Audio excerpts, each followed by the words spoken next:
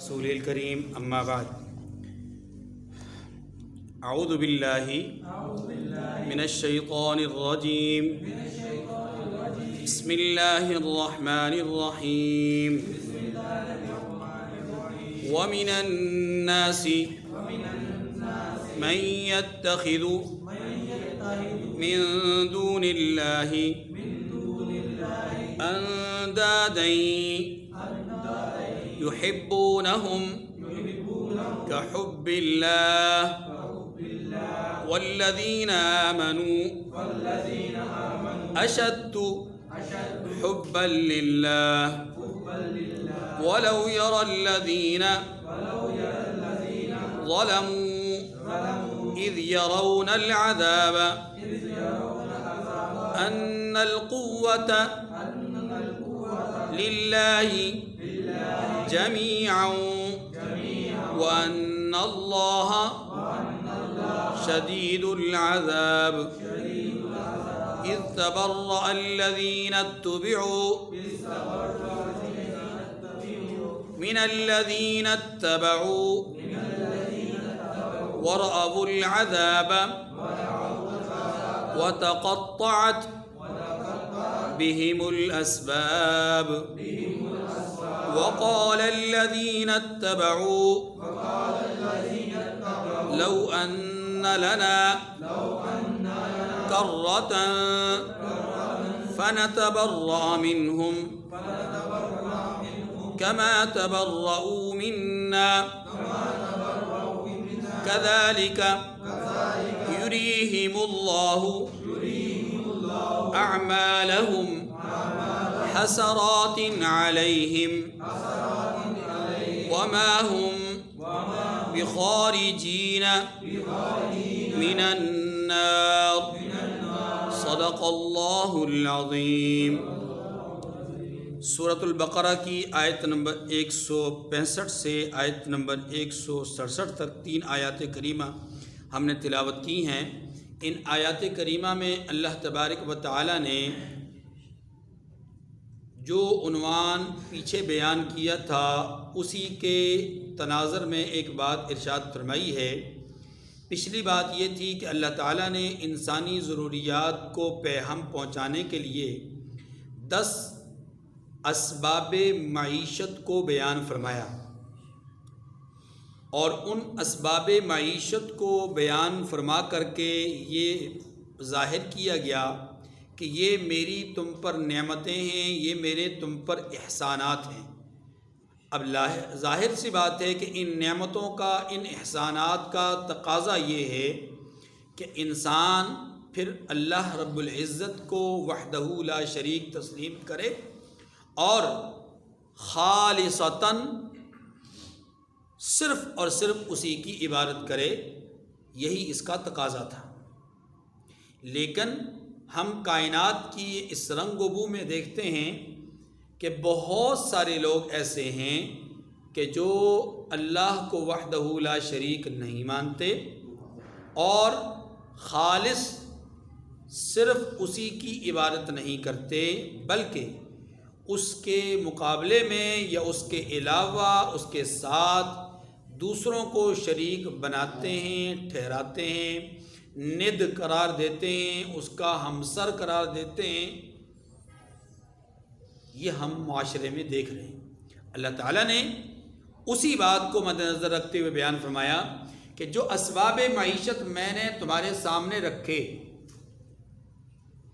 انہیں دیکھ کر، انہیں اپنا کر، انہیں جان کر، انہیں سمجھ کر تمہیں چاہیے تھا کہ تم میری توحید کا اقرار کرتے اور میری نعمتوں کا شکر ادا کرتے اور مجھ محسن کو اپنا محسن جانتے ہوئے میری عبادت کرتے، لیکن تم اس کے برعکس میرے ساتھ دوسروں کو شریک ٹھہراتے پھر رہے ہو، تو تمہارا یہ عمل درست نہیں ہے۔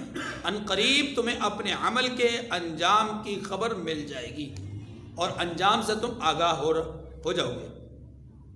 اسی بات کا اظہار ان آیات کریمہ میں کیا گیا ہے۔ اب پہلے ہم ترجمہ پڑھیں گے، اس کے بعد آیات کریمہ سے متعلق جو بات ہوگی۔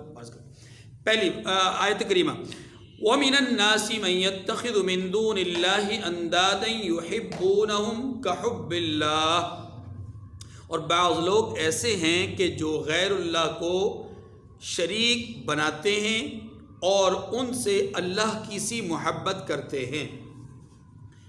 یحبونہم کحب اللہ، ان کے ساتھ اللہ کی سی یعنی اللہ جیسی محبت کرتے ہیں. اس کی وضاحت میں بھی بعد میں عرض کروں گا. والذین آمنوا اشد حبا للہ، یہ بھی بڑا زبردست جملہ ہے. فرمایا لیکن جو ایمان والے ہیں وہ تو اللہ ہی کے سب سے زیادہ دوست دار یعنی محبت کرنے والے ہیں.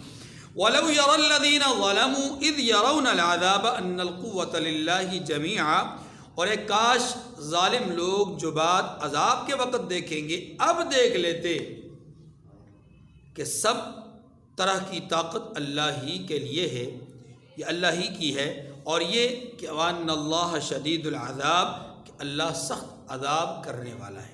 اذ تبرأ الذين اتبعوا من الذين اتبعوا ورأوا العذاب وتقطعت بهم الاسباب. فرمایا اس دن کافروں کے جو پیشوا ہوں گے وہ اپنے پیروکاروں سے بیزاری کا اظہار کریں گے اور دونوں اللہ کی عذاب کو دیکھ لیں گے اور ان کے آپس کے تعلقات کٹ جائیں گے. وقال الذين اتبعوا لو ان لنا كرة فنتبرأ منهم كما تبرؤوا منا.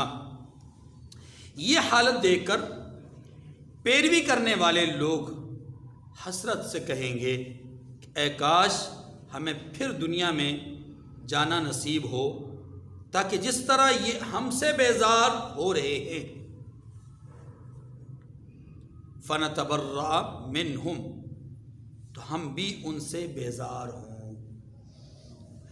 كذلك يريهم الله اعمالهم حسرات عليهم، اس طرح اللہ ان کے اعمال انہیں حسرت بنا کر دکھائے گا. وما هم بخارجین من النار، اور وہ دوزخ سے نہیں نکل سکیں گے. آیات کریمہ کا ترجمہ ہمارے سامنے آیا. بات بہت حد تک واضح بھی ہے. کچھ بات ہم اس کو مزید جاننے اور سمجھنے کی کوشش کرتے ہیں تشریح سے، تفسیر سے. دیکھیے اللہ تبارک و تعالیٰ نے پہلی آیت کریمہ کے پہلے جملے میں اپنے ساتھ شریک ٹھہرانے والوں کی شرک کا ذکر کیا ہے کہ وَمِنَ النَّاسِ مَن يَتَّخِذُ مِن دُونِ اللَّهِ أَندَادًا، لوگوں میں سے کچھ لوگ ایسے بھی ہیں کہ جو اللہ کے ساتھ شریک ٹھہراتے ہیں. یہ ایک شرک کی بات کی ہے کہ لوگ ایسے بھی ہیں دنیا میں. ہم اس کو اگر تاریخ اسلام سے پہلے کے ادوار میں دیکھیں تب، تاریخ اسلام کے ظہور کے زمانے میں دیکھیں تب، ظہور اسلام کے بعد دیکھیں تب، قرون اولیٰ کے زمانے میں دیکھیں تب، اور آج کے دور میں دیکھیں تب، ہر دور میں ہمیں ایسے لوگ نظر آتے ہیں جو اللہ کے سوا غیر اللہ کو پوجتے ہیں. غیر اللہ کے ساتھ جو ہے وہ تعلق عبادت کا، تعظیم کا، اور تمام قلبی تعلقات ان غیر اللہ کے ساتھ وہ ٹھہراتے ہیں. غیر اللہ، ہر وہ چیز جو اللہ کے سوا ہے وہ غیر ہے. ہر وہ چیز جو اللہ کے سوا ہے وہ کیا ہے؟ غیر ہے. خواہ وہ انبیاء ہوں، انبیاء سے بڑا رتبہ تو کسی کا نہیں، خواہ وہ انبیاء ہوں، خواہ وہ ان سے نچلے درجے کے طبقے کے صاحبان جن کو صحابہ اکرام کہا جاتا ہے. عظمت اور شان کے اعتبار سے وہ عظمتوں کے مینار ہیں. اہل بیت، صحابہ، ازواج مطہرات، یہ عظمتوں کے لحاظ سے عظمتوں کے مینار ہیں، لیکن پھر بھی ان کی تعظیم اور ان کی اس طرح کی پوجا پاٹ نہیں ہو سکتی جس کو شرک کہا جاتا ہے، جس کو اللہ کی ہمسری کہا جاتا ہے، اللہ کی برابری کہا جاتا ہے، اللہ کا ند کہا جاتا ہے. تو جب ان کے ساتھ روا نہیں، انبیاء کے ساتھ، صحابہ کے ساتھ، تو پھر جو ان کے متبعین ہیں، یعنی جو ان کے نقش قدم پر چل کر کامیاب ہونے والے بزرگان دین ہیں، اولیاء کرام ہیں، ان کا کیسے ہو سکتا ہے؟ جب انسانوں میں سے اعلیٰ ترین انسانوں، انبیاء، صحابہ، اولیاء کی اس طرح کی پوجا پاٹ درست نہیں، تو پھر کیسے ممکن ہے کہ کسی پتھر کی پوجا کی جائے تو درست ہو، کسی جانور کی پوجا کی جائے تو درست ہو، چاند کی، سورج کی، ستاروں کی، آگ کی، جنات کی، سانپ کی، جی یا گائے کی، گھوڑے کی، کسی چیز کی بھی پوجا کی جائے، یہ کیسے ممکن ہے کہ وہ روا ہوگی؟ روا نہیں ہو سکتی۔ جب انبیاء کی پوجا درست نہیں تو پھر کسی کی بھی پوجا درست نہیں ہے۔ اور انبیاء میں سے بھی اعلیٰ ترین منصب رحمت کائنات صلی اللہ علیہ وسلم کی ذات عالی کا۔ تو آپ سے سوال کیا گیا، پوچھا گیا، کہا گیا، درخواست آپ کے سامنے پیش کی گئی، اجازت طلب کی گئی کہ لوگ اپنے بادشاہوں کو ان کی عظمتوں کی وجہ سے عظمتوں کا اعتراف کرتے ہوئے سرنگوں ہو کر کے ان کی عظمتوں کا اعتراف کرتے ہیں، تو آپ تو زیادہ حقدار ہیں کہ آپ کے سامنے یوں سجدہ ریزی کی جائے اور آپ کی عظمتوں کا اعتراف کیا جائے، کیونکہ آپ نے ہمیں کفر کی دلدل سے نکالا اور اسلام کی روشنی میں اور نور میں لا کر کے کھڑا کر دیا۔ تو رحمت دو عالم صلی اللہ علیہ وسلم نے کیا فرمایا؟ اگر میں کسی کو سجدہ کرنے کی اجازت دیتا اللہ کے سوا تو پھر عورتوں کو کہتا کہ وہ اپنے خامدوں کو سجدہ کرے۔ تو اس کا مطلب یہ کہ کسی کے لیے جائز نہیں ہے، نہ خامدوں کے لیے جائز ہے، نہ نبی کے لیے کہ اس کے سامنے جو ہے وہ یوں سجدہ ریزی کی جائے۔ تو اللہ کے سوا غیر کو پوجنا یہ شرک ہے، اور اللہ تبارک و تعالیٰ نے اس شرک کی قرآن مجید میں جا بجا مذمت بیان فرمائی ہے، اور بلکہ ایک اصول اور ضابطہ بیان فرمایا ہے کہ ان اللہ لا یغفر ان یشرک بہ ویغفر ما دون ذلک لمن یشاء۔ شرک ایسا ظلم عظیم ہے کہ اس گناہ کے علاوہ جتنے بھی گناہ ہیں جو انسان کرتا ہے، اگر اللہ چاہیں گے تو ان گناہوں کو معاف فرما دیں گے۔ یہ اللہ تعالیٰ نے ایک بات مجمل رکھی ہے کہ میں چاہوں گا تو معاف کر دوں گا، یعنی گویا کہ ایک امید اور آس موجود ہے کہ اللہ تعالیٰ معاف فرما دیں گے، خواہ وہ کسی کی سفارش سے، خواہ وہ کسی اور نیکی کی بدولت، خواہ وہ کسی اور سبب اور ذریعے کی بنیاد پر، لیکن کہیں نہ کہیں معافی کی گنجائش اور امکان موجود ہے۔ ہاں اس میں گرفت بھی ہے، اس میں امکان بھی موجود ہے، دونوں صورتیں موجود ہیں، دونوں پہلو ہیں، لیکن یاد رکھیے شرک وہ بد نصیب عمل ہے، یا شرک کرنے والا وہ بد نصیب انسان ہے کہ جس کے متعلق خلاق عالم کا اٹل فیصلہ ہے کہ اللہ شرک کے سوا باقی گناہوں کو تو معاف کر سکتے ہیں لیکن شرک کو معاف نہیں کریں گے۔ یہاں امید اور آس اور توقع اور اس طرح کی جو آرزو وہ بالکل توڑ دی ہے کہ کوئی ایسا امکان اور چانس موجود نہیں۔ لہٰذا اس پہلے جملے کے اندر یہ بات بیان فرمائی گئی کہ لوگوں میں بہت سارے لوگ جو ہے وہ اللہ کے ساتھ شریک ٹھہراتے ہیں، جو کہ بہت بڑا ظلم ہے۔ منعم کے انعامات کا شکر ادا کرنے کے بجائے ناشکری ہے، محسن کے احسانات کا شکر بجا لانے کے بجائے ناشکری اور کفر ہے، اور اللہ ناشکر لوگوں کو اور کفر کرنے والوں کو پسند نہیں کرتے، کیونکہ عام انسانوں کی فطرت بھی یہ ہے کہ جب وہ کسی کے ساتھ احسان کرتے ہیں اور ان کو اس احسان کا بدلہ برے طریقے سے دیا جائے، یعنی جو جس پر احسان کیا گیا وہ برے رویے کے ساتھ پیش آئے، برے انداز میں پیش آئے، برے طریقے سے پیش آئے، تو محسن کو بہت غصہ آتا ہے، محسن کو غصہ آتا ہے، اگرچہ اس نے وہ نیکی اللہ کی رضا کے لیے کی ہو، لیکن پھر بھی فطرتی طور پر کیا ہے؟ غصہ آتا ہے۔ تو خالق اور مالک جس نے انسان کو پیدا کیا، رزق دیا، ہر نعمت سے نوازا، اب اسے چھوڑ کر کے کوئی غیر کی طرف جائے گا تو کیا اس سے غصہ نہیں آئے گا؟ بس ماگی۔ تو اس لیے شرک جو ہے وہ اللہ کے ہاں سب سے قبیح ترین عمل ہے۔ اب اسی شرک کی بات کو اللہ تعالیٰ نے سمجھانے کے لیے ایک عجیب و غریب قسم کا انداز اختیار فرمایا، اور وہ یہ ہے کہ یہ لوگ جو غیر اللہ کی پوجا کرتے ہیں، یحبونہم کحب اللہ، وہ اللہ سے ایسی محبت کرتے ہیں جیسی وہ غیر اللہ سے ایسی محبت کرتے ہیں جیسی اللہ سے کرنی چاہیے۔ کیا مطلب؟ یعنی جیسے لوگ اللہ سے محبت کرتے ہیں ویسی محبت وہ دوسروں سے کرنے لگے، حالانکہ یہ بہت بڑی زیادتی ہے۔ اب یہ غیر اللہ سے ویسی محبت کیسے، اس کو ذرا سمجھیے گا۔ محبت کا مطلب اور مفہوم یہاں پر یہ ہے کہ دیکھیے، محبت اس کا تعلق دل سے ہوتا ہے، اور جس کے ساتھ دل لگ جائے، جس کے ساتھ دل وابستہ ہو جائے، جس کے ساتھ دل متعلق ہو جائے، انسان یعنی اس دل والا اس کی بات کو مانتا ہے، اس کے عمل کو اختیار کرتا ہے، اس کی ہر خوبی کو خوبی جانتا ہے، اس کے ہر حکم کو مانتا ہے، ہر اس کی حکم کی اطاعت جاری کرتا ہے، اس کی محبت کو اپنی محبت سمجھتا ہے، اس کی نفرت کو اپنی نفرت سمجھتا ہے، جس سے وہ محبت کرے اس سے یہ بھی محبت کرتا ہے، جس سے وہ نفرت کرے اس سے یہ بھی نفرت کرتا ہے۔ یہ ساری چیزیں کس لیے ہوتی ہیں؟ اس لیے کہ اس کے ساتھ قلبی تعلق جڑ گیا، قلبی تعلق جڑ گیا۔ جیسے رسول اللہ صلی اللہ علیہ وسلم نے کیا ارشاد فرمایا؟ لا یؤمن احدکم حتی اکون احب الیہ من والدہ وولدہ والناس اجمعین۔ تم میں سے اس وقت تک کوئی آدمی مومن نہیں ہو سکتا کہ جب تک کہ وہ مجھ سے زیادہ محبت نہ کرے اپنے والدین سے، اپنی اولاد سے اور تمام لوگوں سے، یعنی ان سے زیادہ محبت جب تک مجھ سے نہ کرے وہ مومن۔ کیا مطلب ہے اس کا؟ اس کا مطلب یہ ہے کہ جیسے انسان کی طبعی محبت اپنے والدین سے ہوتی ہے، محبت ایک طبعی بھی ہوتی ہے نا، محبت جو طبعی ہوتی ہے والدین سے، بیوی سے، بچوں سے، ہاں جی، اپنے شاگردوں سے یا اپنے استاد سے، اپنے پیر و مرشد سے، اپنے مریدوں سے، یہ ساری کی ساری طبعی محبت ہے۔ تو فرمایا کہ جس طرح انسان اپنی طبعی محبت میں آ کر کے بہت ساری چیزوں سے محبت کرتا ہے، بہت سارے انسانوں سے محبت کرتا ہے، ان تمام محبتوں سے میری محبت اگر غالب نہ ہو تو وہ پکا مومن نہیں۔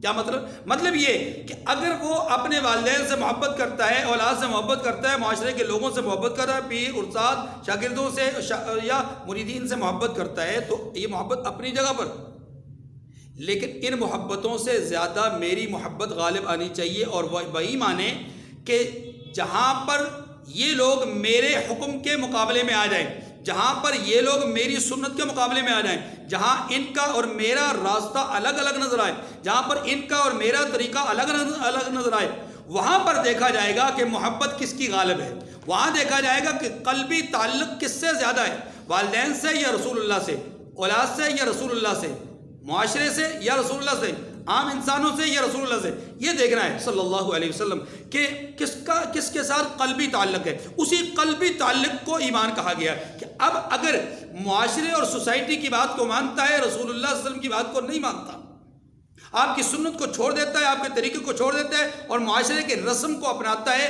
تو پھر اس کا مطلب ہے کہ اس کا قلبی تعلق اللہ کے رسول کے ساتھ اس درجے کا نہیں، لہذا اس کا ایمان نہیں۔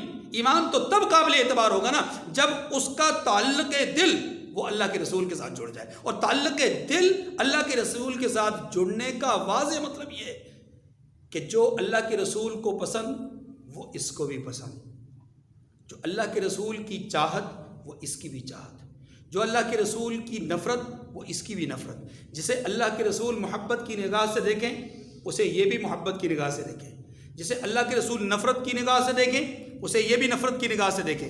اللہ کے رسول اپنے اہل بیت سے محبت کرے تو یہ بھی اہل بیت سے محبت کرے، اللہ کے رسول اپنے گھر والوں سے، اپنی بیویوں سے محبت کریں تو یہ بھی ان کی بیویوں سے محبت کرے، اللہ کے رسول اپنے نواسوں سے محبت کریں تو یہ بھی اللہ کے رسول کی نواسوں سے محبت کرے، اللہ کے رسول اپنے صحابہ سے، اپنے سسرال سے، اپنے دامادوں سے محبت کریں تو یہ بھی حضور کے سسرال سے، حضور کے دامادوں سے محبت کرے۔ جو اللہ کے رسول کے ساتھ منسوب ہے، اللہ کے رسول نے جس کے ساتھ محبت کی یہ بھی ان کے ساتھ محبت کرے، جس کے ساتھ اللہ کے رسول نے نفرت کی یہ بھی ان کے ساتھ نفرت کرے، تو پھر اس کا مطلب یہ ہے کہ اس کا دل محمد کریم صلی اللہ علیہ وسلم کے ساتھ وابستہ اور متعلق ہو گیا، پھر یہ مومن ہے، پھر یہ مومن ہے۔ اگر ایسا نہیں، رسول نے ایک شخص کے ساتھ محبت کی اور یہ اس کے ساتھ محبت نہیں کرتا، رسول نے ایک شخص کے ساتھ نفرت کی اور یہ اس کے ساتھ محبت کرتا ہے، رسول نے ایک طریقہ پسند کیا یہ اس طریقے کو نہیں پسند کرتا، رسول نے ایک راستے کو ناپسند فرمایا یہ اس راستے پہ چلتا ہے، رسول نے ایک چیز کو استعمال کیا یہ اس کو پسند نہیں کرتا، رسول نے جس چیز سے نفرت کا اظہار کیا، جس چیز کو پسند نہیں کیا، جس چیز کو چھوڑ دیا، جس چیز کو نہیں کھایا، جس چیز سے نفرت کا اظہار کیا، یہ اس کے قریب جاتا ہے، اس کو چاہتا ہے، اس کو پسند کرتا ہے۔ تو مجھے بتلائیے یہ مومن ہوگا؟ مومن وہ ہے لا یؤمن احدکم حتی اکون احب الیہ من والدہ وولدہ والناس اجمعین۔ اس کا مطلب یہی ہے کہ اس کے دل کے اندر اطاعت شعاری اور حکم بجا آوری وہ میری پیدا ہو جائے، اپنے والدین کی نہ ہو، اپنی اولاد کی نہ ہو، اب لوگوں کی نہ ہو جو میرے مقابلے میں آئے، جو میرے مقابلے میں آئے۔ ہاں اگر ہمارے مقابلے میں نہیں تو پھر والدین کی اطاعت حقیقت میں رسول اللہ کی اطاعت ہے، پھر اولاد کے ساتھ محبت حقیقت میں رسول اللہ کے ساتھ محبت ہے، پھر لوگوں کے ساتھ محبت رسول اللہ کے ساتھ محبت ہے۔ کیوں؟ اس لیے کہ رسول کے کہنے کی وجہ سے آپ نے والدین کے ساتھ محبت کی، رسول ہی کے بتانے کی وجہ سے آپ نے اولاد کی شفقت اپنے دل میں بٹھائی، رسول کے کہنے کی وجہ سے آپ نے لوگوں کے ساتھ حسن سلوک کا مظاہرہ کیا۔ تو یہ آپ کا جو تعلق رسول کے ساتھ پیدا ہوا، آپ کا تعلق جو اولاد کے ساتھ پیدا ہوا، والدین کے ساتھ پیدا ہوا، لوگوں کے ساتھ پیدا ہوا، معاشرے اور سوسائٹی میں جو آپ نے اچھا برتاؤ کیا، یہ رسول اللہ کے کہنے کی وجہ سے ہوا۔ تو حقیقت میں آپ محبت کر رہے ہیں کس سے؟ اللہ کے رسول سے۔ اور یہی بات جب ہم دوسری طرف دیکھتے ہیں کہ رسول کی محبت اس لیے دل میں بیٹھی ہوئی ہے کہ رسول کا انتخاب اللہ نے کیا ہے، اس لیے اللہ کے ساتھ محبت کی وجہ سے رسول کے ساتھ محبت کر رہے ہیں۔ قُلْ إِن كُنتُمْ تُحِبُّونَ اللَّهَ فَاتَّبِعُونِي، اللہ کے محبوب بننا چاہتے ہو تو پھر رسول اللہ کی پیروی کرو۔ اور رسول اللہ کا مقام کیا ہے؟ النبی اولیٰ بالمؤمنین من انفسہم، کہ رسول کا مقام اور رتبہ اور درجہ اور شرف اور عزت اور وقار وہ ان کے ہاں ہر چیز سے بڑھ کر ہونا چاہیے۔ دل و جان جن پر نچھاور ہو وہ ذات مصطفیٰ کریم صلی اللہ علیہ وسلم۔ اگر ایسا نہیں تو پھر ایمان کامل نہیں۔ محبت نچھاور کرنے والوں نے جب یہ سنا کہ رحمت کائنات دنیا سے پردہ فرما گئے، دعاؤں کے لیے ہاتھ اٹھا لیے کہ پروردگار جن آنکھوں سے میں رخ مصطفیٰ کو دیکھا کرتا تھا، اب وہ مصطفیٰ کریم اگر ہمارے درمیان موجود نہیں تو اے اللہ میری آنکھوں کی بینائی کو چھین لے۔ ہے جی، محبت رسول کا عالم یہ ہے کہ 82 سال کی بوڑھی عورت مکہ کے چوک میں اس سے کہا جاتا ہے کہ دامن مصطفیٰ کو چھوڑ دو، ہم تمہیں چھوڑ دیں گے، تو وہ کہتی ہیں نہیں، اس در پہ تو سب کچھ ملا ہے، اس در سے اب چھٹکارا نہیں حاصل کر سکتی، یا اس در سے اب اس دامن کو چھوڑ نہیں سکتی، اسی میں میری نجات اسی سے وابستہ ہے۔ کافروں نے 2 لخت کر دیا لیکن دامن مصطفیٰ کو نہیں چھوڑا۔ بس باقی اب یہ جو کیفیت ہے نا کہ اللہ کے ساتھ جو محبت کرنی چاہیے، جس کی میں نے ایک جھلک رسول کے ساتھ محبت کی پیش کی کہ رسول کے ساتھ محبت کا تقاضا کیا ہے، تو بالکل اس سے بڑھ کر اللہ کے ساتھ محبت کا تقاضا کیا ہے کہ جن جن چیزوں کو اللہ پسند کرتے ہیں ان چیزوں کو ہم پسند کریں، جو اللہ نے حکم دیا ان کی بجاوری کریں، جن سے روکا ان سے رک جائیں، جن کو اللہ نے کہا کہ یہ میرے ہیں ان کو اللہ کا مان لیا جائے، جن کو اللہ نے کہا کہ لا تتخذوا عدوی وعدوکم اولیاء، ان دشمنوں کو ہم کیا کر لیں؟ اپنا بھی دشمن سمجھے، خدا کا بھی دشمن سمجھیں۔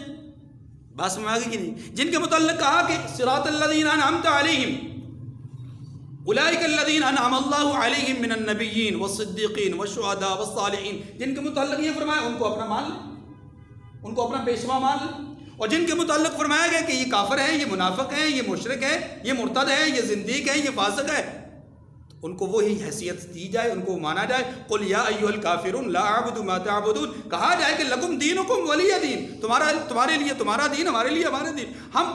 ہم بکرے کو اور خنزیر کو دونوں کو ایک لیول پر نہیں سمجھ سکتے۔ جسامت کے اعتبار سے دونوں بھیڑ اور خنزیر ایک جیسے بھی ہوں تو تب بھی ہم دونوں کو ایک جیسا نہیں کہہ سکتے۔ کیوں؟ اس لیے کہ حلال حلال ہے، حرام اپنا اپنا ہے، بیگانہ مومن مومن ہے، کافر کافر ہے۔ اس لیے یہ بات ذہن نشین فرما لیجئے کہ یہاں پر یہ جو کہا گیا کہ یحبونہم کحب اللہ، یہ لوگ مشرکین اپنے معبودان باطلہ سے ویسی محبت کرتے ہیں جیسی اللہ سے کرنی چاہیے۔ کیا مطلب؟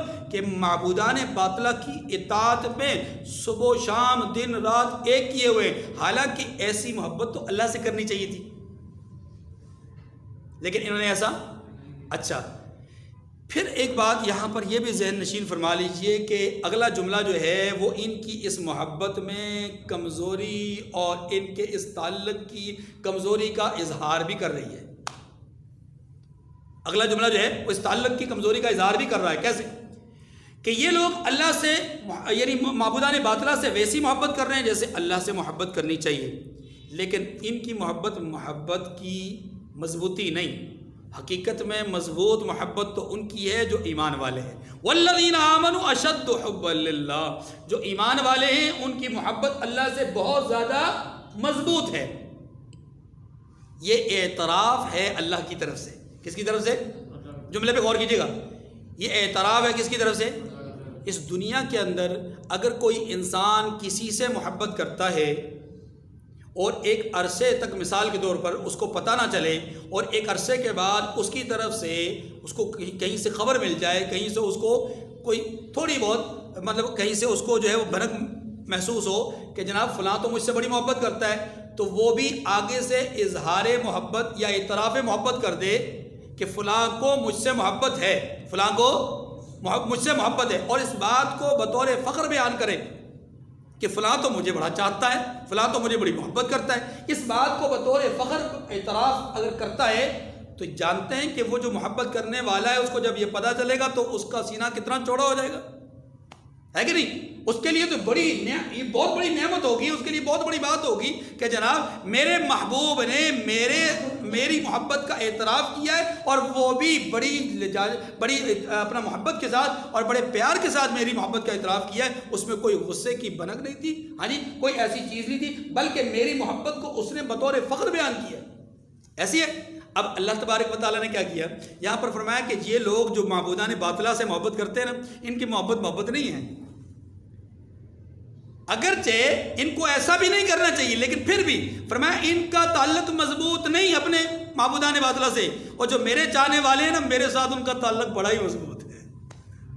جو میرے چاہنے والے ہیں ان کا تعلق میرے ساتھ بڑا ہی مضبوط ہے، وہ اپنی محبت میں بہت مضبوط ہے۔ وہ پتھر کی چٹان پہ کھڑے ہیں، وہ ریت کی دیوار پر نہیں کھڑے، وہ ان کے پائے استقامت میں کوئی لغزش نہیں آتی۔ اب اس کا فرق کہاں سے محسوس ہوگا؟ توجہ، اس کا فرق یوں محسوس ہوتا ہے کہ قرآن مجید نے کہا ہے الم تر ان الفلک تجری فی البحر بنعمت اللہ لیریکم من آیاتی ان فی ذلک لآیات لکل صبار شکور واذا غشیہم موج کالظلل دعوا اللہ مخلصین لہ الدین، کہ جب دریا کی موجیں آتی ہیں دریا میں اور کشتیاں چل رہی ہوتی ہیں، ان کشتیوں میں مشرکین بیٹھے ہوتے ہیں، ایسی حالت میں کہ جب طوفان آتا ہے، موجیں اور لہریں اٹھتی ہیں، تو مشرکین کی زبانوں پر بے ساختہ جس ذات کے لیے ندا اور پکار کے الفاظ نکلتے ہیں وہ ذات کون سی؟ نہ لات، نہ عزا، نہ منات، نہ کوئی اور معبود، نہ کوئی گائے، نہ کوئی گھوڑا، نہ کوئی مورتی، نہ کوئی چاند، نہ کوئی سورج، صرف اللہ کی ذات، صرف اللہ کی ذات۔ دعوا اللہ مخلصین لہ الدین، اس وقت صرف اور صرف کسے پکارتے ہیں؟ دیکھیں کتنا مضبوط، کتنا کمزور تعلق ہے کہ عام حالات میں ان کی پوجا، رزق کے لیے اس کی پوجا، بارش کے لیے اس کی پوجا پاٹ، رہائی کے لیے اس کی پوجا پاٹ، بیماریوں سے شفا کے لیے اس کے سامنے ماتھا جو ہے وہ ٹیکنا، اور اسی طریقے سے کسی اور کے سامنے سجدہ ریزی، ہر ایک کو اپنا اپنا مقام دے کر کے ان کے سامنے سجدہ ریزیاں۔ لیکن جب بات تکلیف کی آئے، مصیبت کی آئے، پریشانی کی آئے، تو دوڑتے ہیں کس کی طرف؟ اللہ کی طرف۔ اور مومن ہر حال میں خوش ہو تو تب بھی، غم ہو تو تب بھی، اس کی ہر وقت اس کے لب پہ کس کا نام آتا ہے؟ اللہ کا۔ اس کی فصل اچھی پکے تو یہ کہتا ہے میرے رب کا کمال ہے، میرے رب کا فضل ہے۔ اس کے کاروبار میں برکتیں ملے تو کہتا ہے ھذا من فضل ربی۔ اسے اعلیٰ درجے کی کوئی نعمت ملے تو کہتا ہے ھذا من فضل ربی۔ اس کو کوئی خوشخبری ملتی ہے تو کہتا ہے الحمدللہ۔ اسے کوئی تکلیف ملتی ہے تو کہتا ہے انا للہ۔ اس کی ہر وقت ورد زبان جو لفظ ہے وہ کون ہے؟ اللہ۔ تکلیف میں بھی اللہ، خوشی میں بھی اللہ، راحت میں بھی اللہ، اور تنگی میں بھی۔ یہ ہے تعلق کی مضبوطی کہ ہر حال میں جس ذات کے ساتھ وابستگی ہے، ہر حال میں اسی کے ساتھ تعلق جوڑا جائے۔ تنگی ہے تب، آسانی ہے، جبکہ مشرکین کا حال یہ نہیں ہے۔ یہ جو جملہ ہے نا، اس بات کا اعتراف کرتا ہے کہ میرے چاہنے والے مجھ سے بہت زیادہ محبت کرنے والے ہیں۔ اس کے بعد اللہ تعالیٰ نے ایک بات ان کے لیے، ایک یوں سمجھیے کہ ان کی حسرت کو یا ان کی حالت کو بیان کرنے کے لیے کہا ہے کہ دیکھیے یہ جو مشرکین ہیں، اگر اسی تکلیف کو مد نظر رکھیں جس کو میں نے ابھی ذکر کیا، کشتی میں پریشانی کو، عام حالات میں پریشانی کو، ان پریشانیوں کو مد نظر رکھیں اور ان پریشانیوں کو دیکھ کر یہ حقیقت حال کا جو ہے وہ ادراک کر لیں، حقیقت حال کو جان لیں، دل سے اس بات کا اعتراف کر لیں، جس کو وہ زبان سے ظاہر کرتے ہیں دل سے بھی اس بات کا اعتراف کر لیں کہ حقیقت میں پریشانیاں جو دینے والی ذات وہ بھی اللہ کی، اور جو پریشانیاں اٹھانے والی ذات وہ بھی اللہ کی۔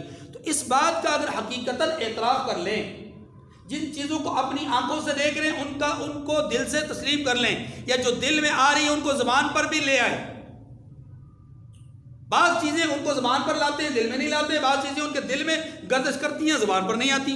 تو دل اور زبان کا ایکا ہو جائے، دل اور زبان کو ایک کر دیں اور اعتراف کر لیں کہ واقعی خوشی اور غم کس کی طرف سے؟ اللہ کی طرف سے۔